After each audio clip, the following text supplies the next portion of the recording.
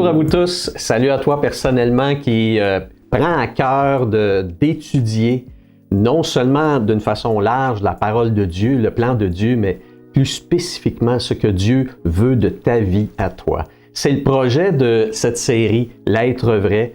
C'est le projet d'une découverte personnelle de la beauté et de la complexité de l'être magnifique que Dieu a créé. Nous sommes présentement dans la deuxième leçon sur le corps. Et dans la première leçon, on a vu qu'effectivement, le corps humain peut être soumis à toutes sortes de faiblesses, de myopie. On a vu aussi la myopie spirituelle, le fait qu'on est limité par ce corps-là. Mais évidemment, comme on le voit ici à l'écran, le corps a mauvaise presse. Souvent, dans le milieu chrétien, on voit le corps humain comme étant la cause de tous les problèmes. Hein? Le corps est mal perçu parce que le mot aussi dans la Bible, dans le Nouveau Testament, le mot « chair » est associé dans le Nouveau Testament à la source du péché. Mais on doit comprendre que le mot « chair » est une expression dans le Nouveau Testament qui ne comprend pas seulement l'élément du corps, mais qui s'adresse à toute la faiblesse de l'être humain. Bon, évidemment que si on parle des péchés, si on parle des désobéissances à Dieu, ou en tout cas toutes sortes de fautes, c'est vrai que les péchés du corps ont de l'air pire parce qu'ils sont visibles. Hein? Que ce soit des problèmes de consommation, des problématiques sexuelles, la violence, par exemple, la violence physique. Tout ça, c'est visible, ça se voit. Ce sont des péchés qui sont évidents à l'œil, puis évidents publiquement. Mais Jésus l'a dit, les pires péchés montent de l'intérieur de nous-mêmes. Jésus dit, c'est là que le mal réside le plus profondément, puis ça, c'est dans le cœur. C'est dans le cœur de l'homme que se trouvent les sources les plus, excusez-moi l'expression, pourries du péché. Alors, c'est certain que nous, on va être impressionnés négativement par des péchés qu'une personne va faire, comme je le disais tantôt, au niveau physique, parce que c'est très apparent. On va penser même des fois qu'une personne qui a de l'air tellement pieuse, tellement religieuse, c'est une bonne personne, puis elle fait tout ce que le Seigneur veut, mais comme l'apôtre Paul le disait, des fois, il se passe des choses dans les lieux secrets qui vont peut-être venir à la vue, puis ces choses-là sont pas visibles, mais sont tout aussi graves. Donc le péché, c'est pas le corps seulement qui doit avoir la marque de commerce de je suis pécheur. C'est tout l'être entier qui est faillible à la désobéissance, à la résistance envers Dieu ou à la perversion. Donc c'est pour ça qu'il faut veiller sur toute chose. Puis il faut un petit peu réhabiliter le corps, ou en tout cas le voir d'une manière plus objective, de la même façon qu'on peut voir l'esprit et de la même façon qu'on peut voir l'âme. Donc, le terme « chair » réfère à la faiblesse de la nature humaine tout entière, que ce soit l'esprit, l'âme et le corps, dans son inclination à satisfaire des besoins, nos besoins à nous personnellement. Avoir une discipline religieuse, disait même l'apôtre Paul dans l'Épître aux Colossiens, verset 23, il disait, avoir une discipline religieuse, rechercher la simplicité, même traiter durement son corps. On voit ça dans des religions, que ce soit l'hindouisme, le bouddhisme, c'est très fort là-dessus, sur des privations, des jeûnes, même des flagellations, on se fait mal. Puis encore là, les gens autour, les spectateurs, on est impressionnés. Oh, quelle piété, oh, c'est extraordinaire. Il se meurtrit lui-même dans son corps. Puis on a l'impression que, oh wow, là, tu sais, on est en train de s'élever spirituellement. L'apôtre Paul, il dit, non, c'est un concept de sagesse, mais ça n'a pourtant aucune valeur, sinon celle de satisfaire la chair. Vous voyez, la chair dans cette nature humaine qui veut, dans le fond, s'auto-satisfaire soi-même. Donc, voyez-vous, des fois, on va meurtrir son corps, on va se priver de toutes sortes de choses pour des motivations pieuses. Puis, dans le fond, par en arrière, qu'est-ce qu'on est en train de faire? On est en train de nourrir notre orgueil. Donc, vous voyez, il faut vraiment faire attention à la bébite humaine dans ses stratégies. Alors, pour terminer sur cette forme de résumé de la leçon 1, le corps est destiné au service de Dieu tout autant que l'esprit et l'âme. Et c'est rapidement, dans quelques minutes, c'est la défense que je veux prendre. On va avoir 2 leçons sur ce sujet-là, basées sur le texte biblique que vous allez voir dans quelques instants. Toujours l'apôtre Paul dans 1 Corinthiens chapitre 6, verset 13, qui dit ceci. « le corps, il est pour le Seigneur, c'est-à-dire pour qu'il serve Dieu. Le corps, lui aussi, doit participer au service de Dieu. Et il continue, et le Seigneur est pour le corps, c'est-à-dire pour que Dieu aussi l'utilise. Donc, je dois utiliser mon corps pour Dieu et je dois laisser Dieu utiliser mon corps. Et c'est ce qu'on va développer dans les 2 prochaines leçons. Donc, aujourd'hui, on y va tout de go avec un rappel de la leçon 1 où on voyait dans l'Épître aux Galates, chapitre 5, versets 19 à 21, un catalogue épouvantable des péchés qui sont faits, qui sont issus de la chair.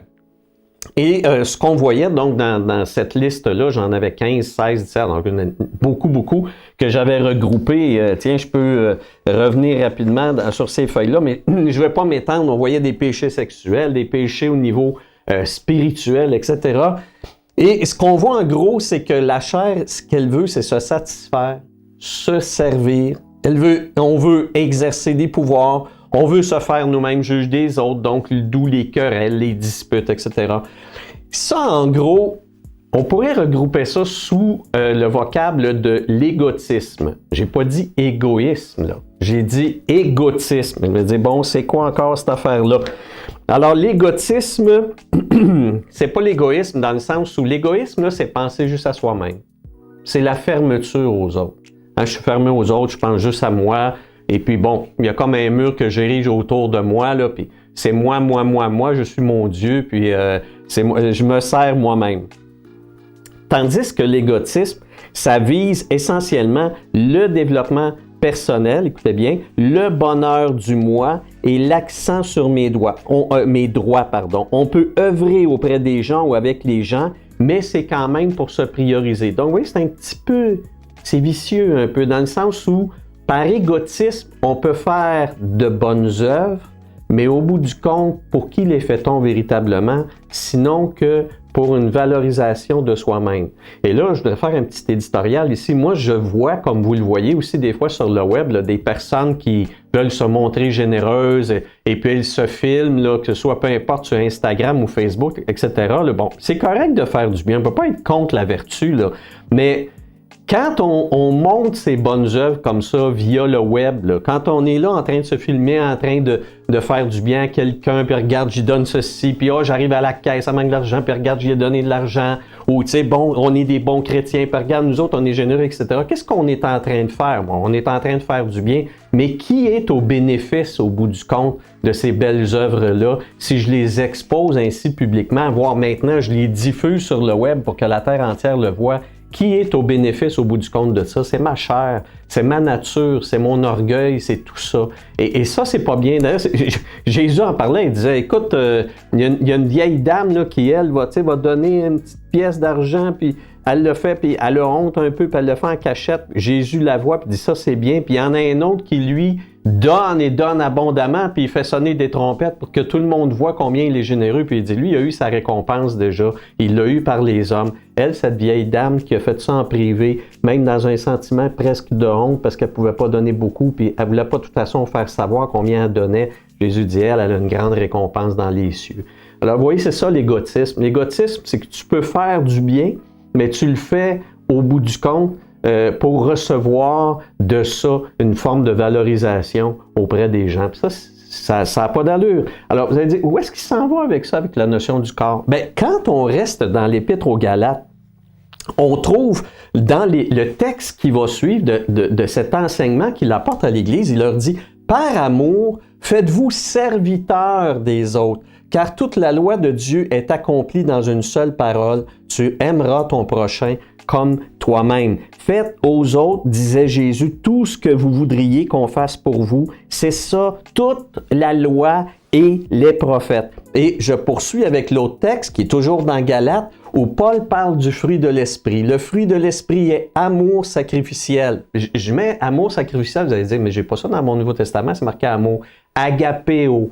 Agapéo, c'est différent de philéo, qui est l'amour fraternel, l'amour d'amitié. Agapéo, c'est un amour où je me donne gratuitement, sincèrement, entièrement. C'est vraiment un amour sacrificiel. C'est-à-dire, je gagne rien là-dedans. Je donne tout et je ne gagne rien.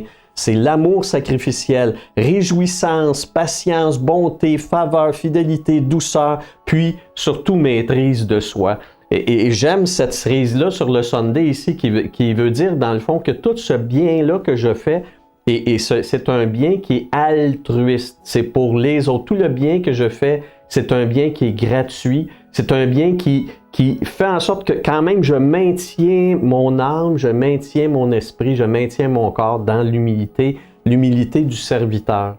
Alors vous voyez, c'est intéressant parce que le fruit de l'esprit, il est à l'envers de l'égotisme. Il est à l'envers de toute la litanie de péchés que Paul avait énuméré quelques instants auparavant, où il démontrait bien que dans le fond, les péchés qu'on commet souvent, la source de ça, c'est l'intérêt de soi-même. Et même plus loin subtilement, il dit, et même il y en a qui vont penser faire des gestes de piété en se privant, en jeûnant, puis en le faisant savoir, bien sûr, ou comme Jésus, dans son observation de la pauvre dame et du riche donateur spectaculaire, dans tout ça, on voit finalement que le bien, le vrai bien, ce serait celui effectivement d'être humble, d'être serviteur et de se donner entièrement. Les textes d'ailleurs du Nouveau Testament démontre cela. Donc, voyez-vous, Paul même, pour faire plus clair, si jamais les Galates n'avaient pas compris la leçon, Paul, dans le chapitre 6, tout de suite après le fruit de l'esprit, il va donner des exemples des 10 premiers versets du chapitre 6 de Galates. Je vous en sors quelques-uns. Porter les fardeaux des autres, ne pas se lasser de faire du bien, pratiquer le bien envers tous, surtout envers les membres des communautés de foi, parce que, on dit, pourquoi on ne peut pas faire le bien envers tous, pas nécessairement envers les chrétiens? Moi, je vous dirais que dans les Écritures, il doit y avoir, et Jésus le dit, ils vous reconnaîtront par l'amour que vous avez les uns pour les autres. C'est pas qu'on veut pas aimer les gens de l'extérieur, mais il faut que ce soit manifeste que d'être dans la communauté du royaume, que d'être sous le couvercle de la Seigneurie de Jésus, ça apporte ses privilèges. Ça apporte d'immenses faveurs, d'immenses privilèges. Puis c'est celle, évidemment, oui, de prioriser l'amour des frères et sœurs, parce que cet amour-là doit être plus grand que n'importe quel amour qu'on peut constater à l'extérieur du peuple de Dieu. Voilà pourquoi ça doit être ainsi. Bon, allez, on avance et on termine avec les éléments physiques, parce qu'on doit ramener ça sur tout l'élément du corps. On voit l'apôtre Jean au chapitre 3 de sa première lettre, verset 18, qui dit « N'aimons pas en parole seulement, voyez-vous, seulement, et par la langue, le blabla, dire « Ah oui, je fais ça, je vais faire ci, je vais faire ça », mais plutôt en action et avec vérité. Donc, c'est juste un rappel pour revenir à ce que je disais au début, c'est-à-dire que le corps, il est pour le Seigneur. Et le fait de poser des gestes pratico-pratiques, même, je dirais, c'est pas pour rabaisser le fait de donner de bonnes paroles à quelqu'un puis de l'encourager, mais poser des gestes concrets, ça a une valeur extraordinaire. Donc, voyez-vous, le corps, là, il est important dans la foi. Jésus même comparait à un moment donné deux fils où le père fait une demande au premier, puis il dit « Je te demande de faire ça », puis il dit « Non, non, je le ferai pas », il demande un deuxième. En tout cas, bref, la leçon de cette parabole-là, c'est pas celui qui dit qu'il va faire une chose qui est important, c'est celui qui finalement va le faire. Parce qu'il y en a un qui avait refusé de le faire, un des fils, puis finalement, il a décidé de le faire par la suite. Et c'est comme, voyez-vous, encore une fois, une revalorisation de l'action concrète. Les réponses impulsives ou émotives à l'appel ne veulent rien sans action concrète et fidèle par la suite. Et ça, souvent, dans nos milieux, on va faire des appels à la foi, des appels à la consécration. Puis c'est bien qu'on réponde à ce genre d'appel-là, puis qu'on dise au Seigneur, me voici, puis bon, etc., que ce soit envoie-moi ou je veux me consacrer à toi. Mais le Seigneur, au bout du compte, n'oublions jamais, le Seigneur, au bout du compte, veut voir qu'est-ce qui est pratiquement dans mon corps, c'est-à-dire dans mes actions, qu'est-ce qui va se manifester. Le Seigneur est content quand on pose un moment, on pose comment une cheville, hein, comme dire, voici un moment pieux, un moment solennel, un peu comme dans l'Ancien Testament, les pères de la foi montaient un autel avec des pierres, des roches, puis ils disaient, voici un moment et un lieu spectaculaire, mais Dieu dit, oui, c'est bien, bon, mais qu'est-ce qui va venir par la suite? Je veux voir la suite. Je veux voir qu'est-ce que tu vas faire concrètement. Alors que notre corps, c'est-à-dire que nos actions concrètes soient vraiment données au Seigneur. Le corps est pour le Seigneur quand il est tourné vers le service de son peuple et l'avancement de son projet d'amour. Et ajoutons, je ne l'ai pas mis, mais dans la discrétion et l'humilité. Parce que notre récompense doit être celle du bonheur de l'autre et celle du sourire de Dieu. C'est ça qui compte. Alors ça, c'est merveilleux. Alors on va se revoir dans la prochaine leçon où on va voir comment est-ce que Dieu, lui aussi, veut se servir d'une autre façon de notre corps. Alors c'est un rendez-vous. À la prochaine.